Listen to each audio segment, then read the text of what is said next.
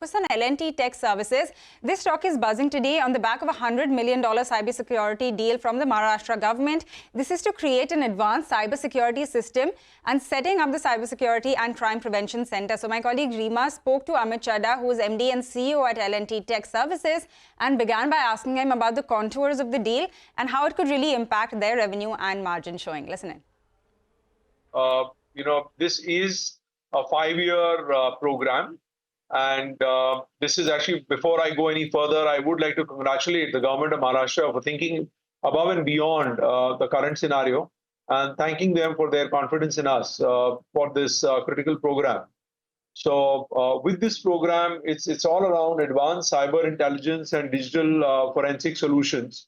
We will be partnering with different vendors like Palo Alto, IBM, and Cisco to be able to architect, create a solution and a highly sophisticated cyber intelligence center, and then we'll operate it for a 5-year period. So that's broadly the contours that we have right now. In terms of margins, these margins are in line to our expectations, and we believe that at a portfolio level for a company, whatever we've guided, we will be able to keep to that and meet our aspirations. Okay. And when do the revenues start accruing? Will it happen in FY25 itself, the beginning of FY25? And will the revenues be equally split? Can we expect a $20 million revenue contribution in FY25, which would be about 1.5–2% of your overall consolidated revenues? Sure. So there are different phases to this program, and it will start. In fact, it's kicked off already yesterday or today. It's going to kick off. And we expect it then to ramp up over a period of time. I would not want to comment on, so I would not look at this as 100 million divided by 5. There are different milestones that we will go through on this, and we should expect revenue from this in FY25. How much do you think it can contribute in FY25? I mean, it will be at least 100 divided by 5 at least, maybe slightly more, with various milestones that we're working through.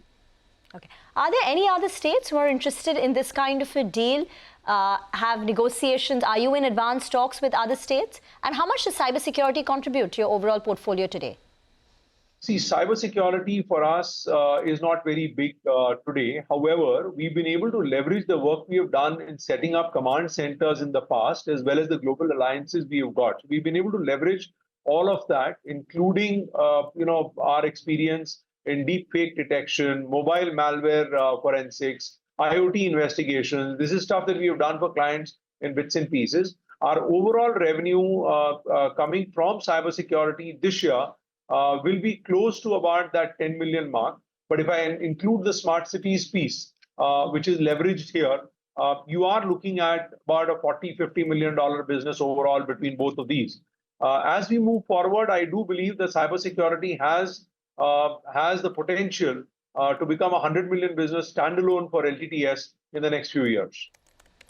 So from a $10 million annualized revenue today, it can go up 10x to $100 million.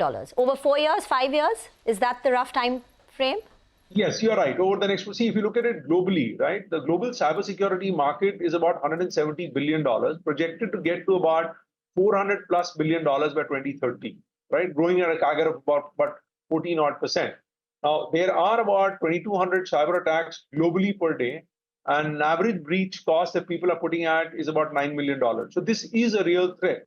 And the solutions we have got, the partnerships we have created that we announced about 2 quarters ago with Palo Alto, the kind of experience and the relationship we have with the other providers and partners, I do believe will help us in scaling up our cyber operations, not just in India, but globally. And that's how we see this business scale up. Amit, just 2 months back, you had said that you are working on some acquisition prospects and you will disclose details towards the end of Q4. We are at the end of Q4. So, what's happening on the M&A front? We continue to work at various things. So there are 3 parts. If you look at the organization, the one part is organic growth, and that continues to be the prime motivator and prime driver for the organization. and large deals. If you remember, I had talked about that we are looking at multiple large deals. There were some of these were $50 million, some were $25, $30 million, and there were others at $100 million. So we continue to make progress. We are not yet at the quarter end. We still have more than 2 weeks to go. So let's see as the quarter pans out, etc., as to what we are able to close. In terms of M&A, we continue to look for opportunities to invest and buy something in the US in the hyperscaler space, the service hyperscalers or medtech, and in Europe in the automotive space. But it'll have to be a reasonable price. It'll have to make sense for us to be able to do it. You said 15 days are left for the quarter to end. So are you reasonably confident that you could announce a deal before the close of this financial year? We will see. We continue to work at it, and potentially we should be able to get to it. We do see decision cycles as they are, and we continue to. I shared with you last time when I spoke to you that the pipeline is fairly robust, multiple things at this time. So we'll see what we are able to close. What we are really pleased about is that this is the first $100 million deal that we program or deal that we have signed with our colleagues that we had come together with in Smart World. And this has been able to leverage the high-tech expertise of that entire team that has been working on this for a long time. I would actually call it a vindication, if nothing else. And I do believe that this is the first of many that we will do globally, leveraging the capabilities that we have got across semiconductor, across comms, cybersecurity, and mobility. Wonderful.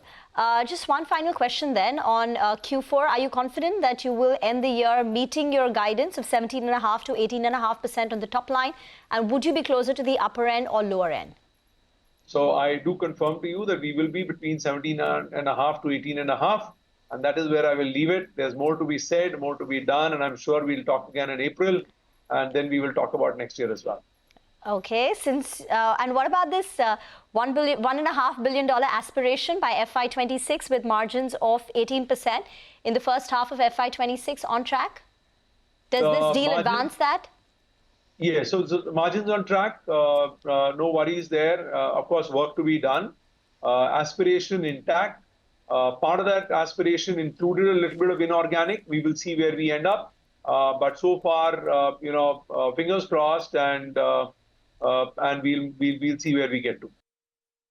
Okay, that's the word coming in from L&T Tech Services. The stock is doing well in an otherwise weak market. So with that, we'll slip into a break. When we come back, Himeen Kapadia from Kia Choksi Securities will join us on the other side. This is for a technical check on the market.